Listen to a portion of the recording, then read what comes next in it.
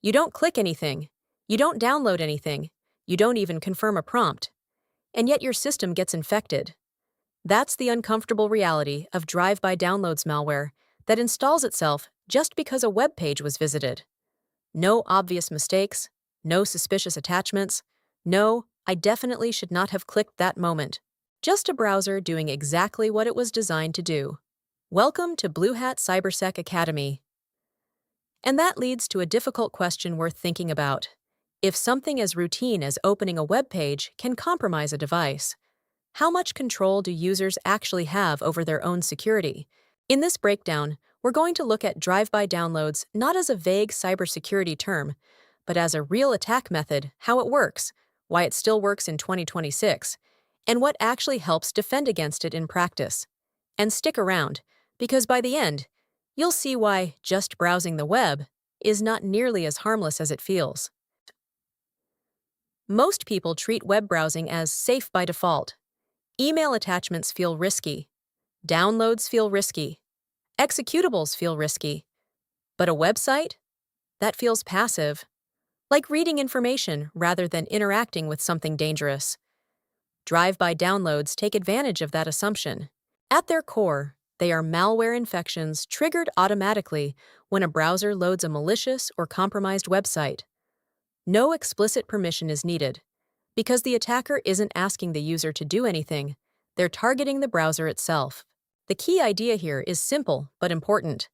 This is not you downloaded malware. It's your browser was tricked into executing it. So how does this actually happen in practice? Even though the term sounds straightforward, modern drive-by attacks are rarely just a single trick. They are usually a chain of steps, and the first step is almost always compromised or malicious websites. Attackers either hack legitimate websites and inject malicious scripts, or they build fake sites designed specifically to deliver exploits. Traffic can come from many sources: compromised ads, search engine manipulation, or phishing links that look completely normal at first glance. Then comes something more subtle: targeting. Before launching an attack, many exploit systems quietly analyze your setup. They check your browser version, installed plugins or extensions, your operating system, and known vulnerabilities associated with that setup. This matters because attackers don't want to waste an exploit that won't work. They tailor the attack to what your system is likely vulnerable to. After that comes the critical moment: exploitation. If a vulnerability exists, malicious code, often JavaScript or embedded web content, triggers it. Historically, common targets included outdated browsers, vulnerable PDF viewers, legacy plugins like Flash, which is now mostly gone but once heavily abused, and unpatched browser rendering engines. At this stage, the attack can escalate into something serious: remote code execution, where attacker-controlled code begins running on the device. That is the real turning point. Once that happens, the payload arrives. This is the actual malware being installed, and it may include Trojans for remote control, keyloggers for capturing input, ransomware components, and spyware modules for long-term surveillance. And importantly, this often happens quietly. The malware doesn't announce itself. It blends into normal system activity and network traffic. Now the obvious question becomes, if this is so serious, why does it still work? Why does a modern browser still fall for something like this? There are a few uncomfortable reasons, starting with the update gap. Security patches exist. That's not the problem. The problem is timing. Between the moment a vulnerability is discovered, the moment it is patched, and the moment users actually update their systems, there is a gap. And attackers live in that gap. Then there's complexity. Modern browsers are not simple tools anymore. They are full execution platforms handling JavaScript engines, multimedia processing, WebAssembly execution, and extension ecosystems. Every new feature adds functionality, but also adds potential attack surface. Then there's supply chain exposure. Even if a website is legitimate, it might load third-party scripts, especially ads. If those ad networks are compromised, malicious code can be served through trusted sites without the site owner even realizing it. That's called malvertising, and it's one of the quietest delivery methods out there. And finally, there's the psychological blind spot. Most cybersecurity advice focuses on user action. Don't click suspicious links.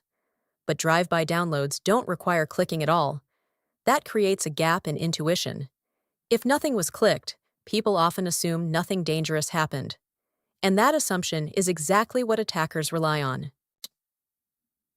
So what makes drive-by downloads especially dangerous?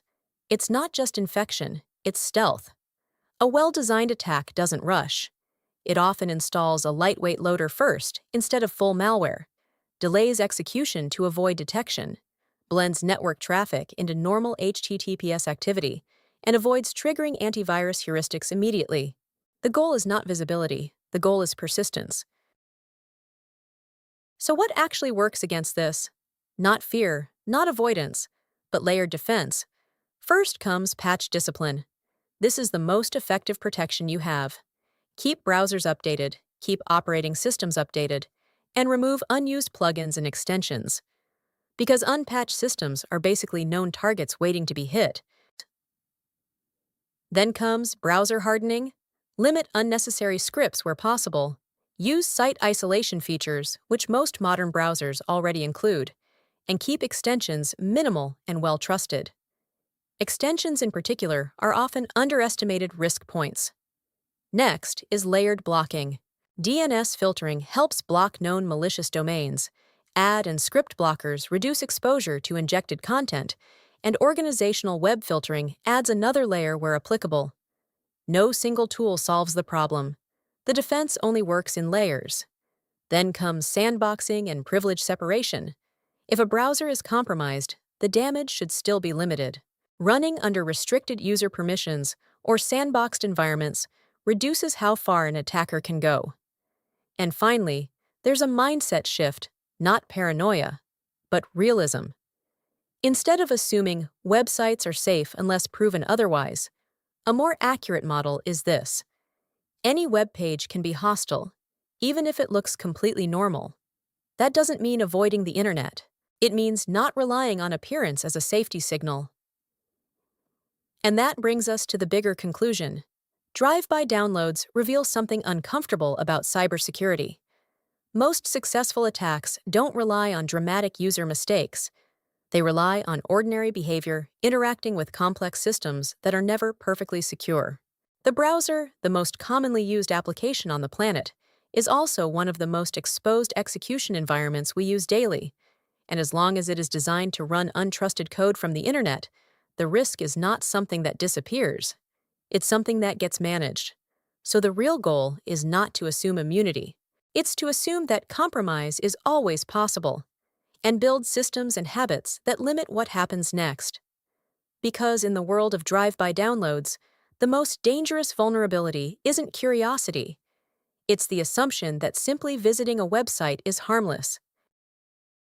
Now, here's your challenge for the comments, and this is where it gets interesting. If you visited a website and your system got infected without clicking anything, what do you think was the most likely weak point? Was it number 1, an outdated browser or system? Number 2, malicious advertisement injection? Number 3, a compromised legitimate website? Or number 4, an extension or plugin vulnerability?